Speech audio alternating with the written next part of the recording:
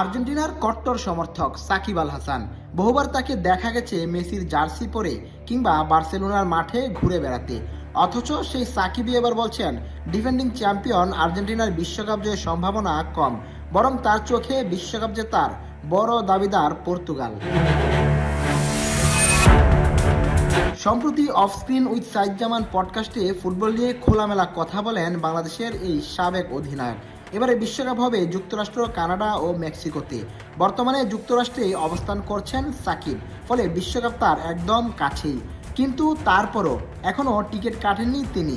সাকিব বলেন, টিকিটের অনেক দাম, কোনো মাধ্যমে পেলে চেষ্টা করব বাফুফেকে অনুরোধ করার, আমাকে দুটো টিকিট দেওয়া যায় কিনা, যদি পাই তাহলে দেখতে যাব। নিজের টাকায় টিকিট কাটতে অস্বস্তি কেন, সেটাও ব্যাখ্যা করেছেন তিনি। তার ভাষায়, ছোটবেলা থেকেই আমার খেলা মানুষ দেখতে এসেছে টিকিট কেটে, এখন আমি নিজেই টিকিট কিনে খেলা দেখব, কেমন যেন অস্বস্তি লাগে। পডকাস্টে উঠে আসে লিওনেল মেসি প্রসঙ্গ।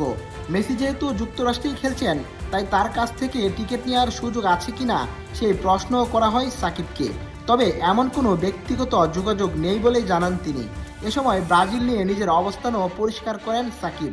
অনেকের ধারণা আর্জেন্টিনাকে সমর্থন করার কারণে তিনি ব্রাজিলকে অপছন্দ করেন, কিন্তু বিষয়টি পুরোপুরি ভুল বলেই মন্তব্য করেছেন তিনি। সাকিব বলেন, আমার অপছন্দ না, এটা মানুষের ভুল ধারণা।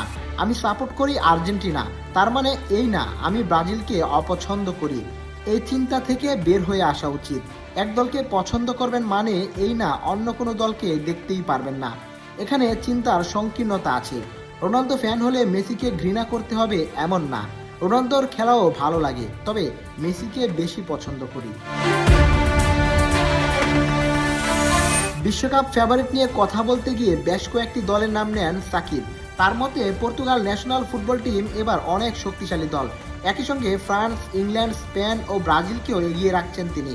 তবে আর্জেন্টিনাকে কিছুটা পিছিয়ে দিয়েছেন একটি বিশেষ কারণে।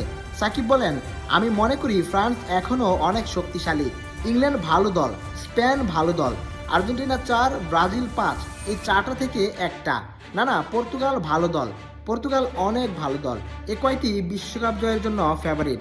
আর্জেন্টিনার সম্ভাবনা কম, ব্যাক টু ব্যাক কম দেশই বিশ্বকাপ জেতে। শেষ দিকে আবারও টিকিট প্রসঙ্গে নিজের অস্বস্তির কথা তুলে ধরেন সাকিব। এমনকি রেস্টুরেন্টে পানি কিনে খেতেও যে তার খারাপ লাগে, সেটাও মজার ছলে জানান তিনি।